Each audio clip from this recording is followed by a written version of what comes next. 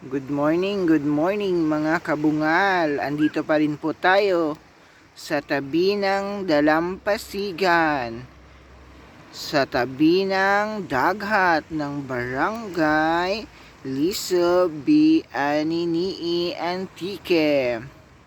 Kukuha tayo guys ng mga coral reefs. Ito guys.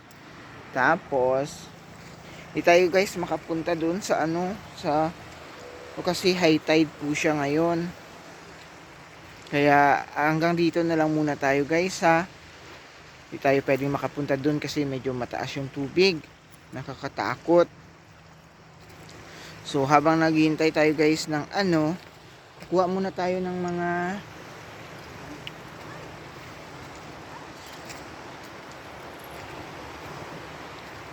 yan. Tayo ng mga coral reefs. Tapos may mga talangka dito guys. Yung parang crabs yung itsura. Ito yung mga coral reefs. Makikita po ito sa tabi ng dagat. Kapag halimbawa may bagyo tapos sa susunod na araw wala nang bagyo. Yung mga coral reefs sa dagat, sa ilalim ng dagat, dito dinadala sa tabi ng dalampasigan ng alon. Tapos yung mga punong kahoy na dinala ng baha galing sa taas ng bundok papunta dito, yun balik kinukuha ng mga tao, ginagawang panggatong. Tapos gagamitin nila pansaing sa sa pagkain, sa kanin. Ito guys, kagaya nito, ito, pag malakas yung ulan galing sa bundok, inaanod or dinadala ng ng malalakas na tubig galing sa, tawag dito sa amin, sapa, yung parang parang maliit na nadaanan ng tubig.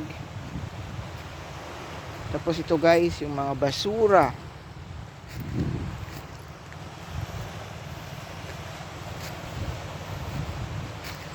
Ito, kukunin natin ito. Tapos ilagay dito para hindi na hindi ulit ng yan.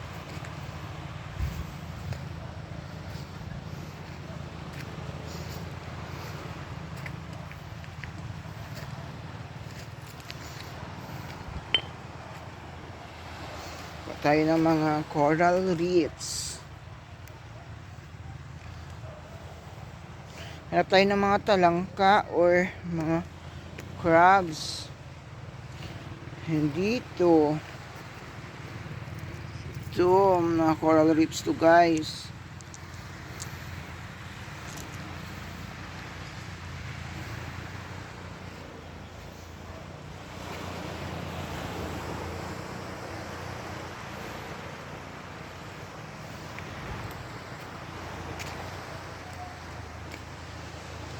Alon sa dalampasigan. Ito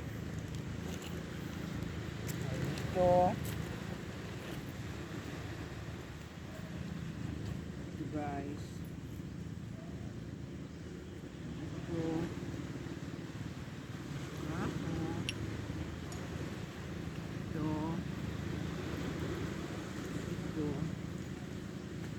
mula tayo ng mga coral reefs. Lagay natin dito sa aquarium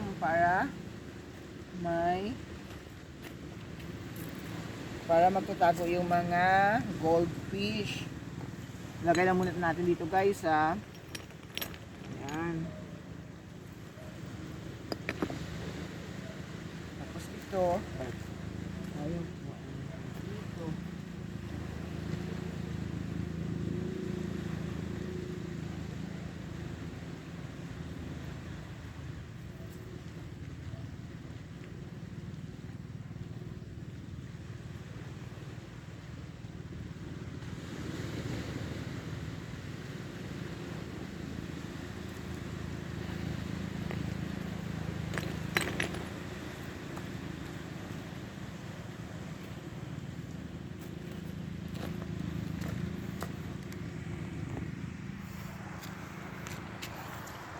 Guys, tingnan ninyo ha. Yun o. Yan. Ang ganda-ganda, blue ng dagat, di ba guys? Yan. Dito po yan sa Barangay Lisa B. Aninii, Antique. Nagiging kulay asul yung dagat kasi nga po hindi pa na masyadong yung init. At saka makikita mo talaga yung fresh yung tubig. Hindi siya polluted. Yan. Tingnan mo guys, may doon na may pamboat. May dalang isda yan guys. Yan guys, nakita nyo. Grabe yung kayamanan ng dagat, no? Ng Barangay Lisab Aninii, Antique. At yung mga isda dito, mura lang. Tapos fresh na fresh.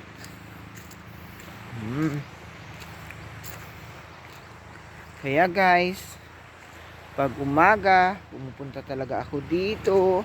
Pag andito lang ako. Pero pag wala, better luck next time.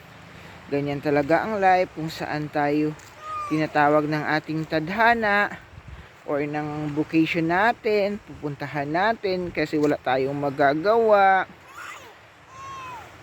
At saka guys, yung importante, pumupunta-punta tayo dito, gagala-gala minsan.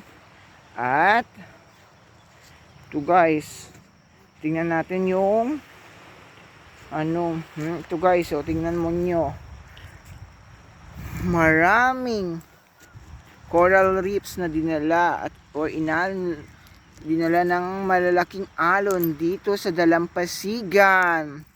O diba, bonggang bongga. Biyaya ng kalikasan ating tuklasin dito sa Barangay Lisab Aninii, Antique. Biyaya to guys ng kalikasan. Kasi nga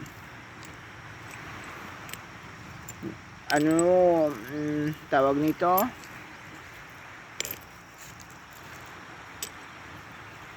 ito naman yung nilalagay sa pagkain, yung bata pa yung kawayan, tapos nilagyan ito, tapos lagyan ng gata, tapos ng saluyot. O diba, masarap, kasing sarap.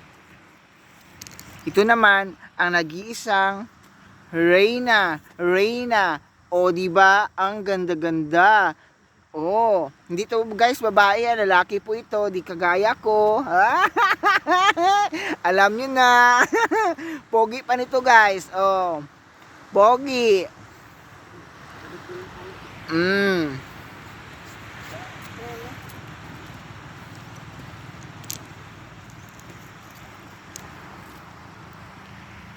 Guys, hanggang sa susunod na vlog ha. Pupunta pa ako doon, magagala-gala pa.